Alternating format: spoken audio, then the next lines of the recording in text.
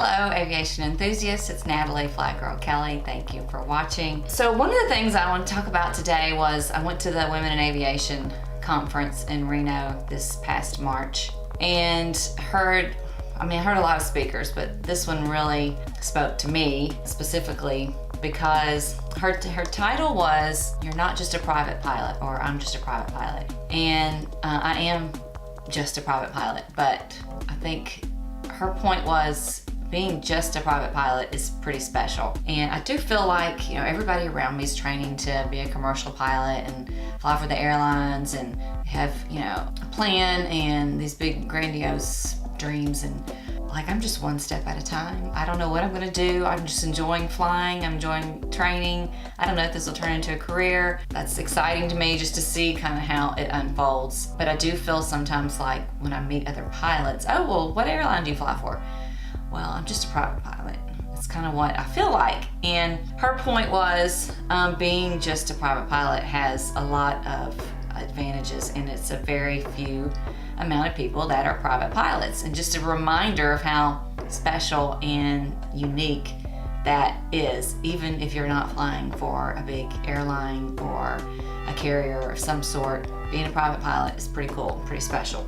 So one of the things that she has done in her flying career, which I thought was really cool, she didn't learn to fly till she was close to my age when I started learning to fly, which is my early 40s. So I kind of had that connection with her, but she's very goal-oriented, which I'm very goal-oriented too. I love to have goals. I love competition. I love always pushing myself. I love always trying to reach new goals. And I think that helps me stay motivated when I know I'm trying to reach for something else. Her talk was she has a logbook, and every time she travels somewhere, she keeps up with all the different airports that she's been to and tracks that every month, and she writes down in the back of her logbook, which I've done here, each different airport, and it's kind of like an achievement each time she adds a new airport instead of just the same airports over and over again.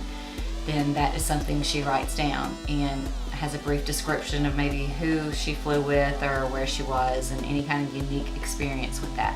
And I thought that was really cool. So if you're just a private pilot, I recommend, coming up with some goals like that. Like, I want to land at 25 new airports this year, or go to 50 airports, or I want to fly somewhere internationally, rent a plane.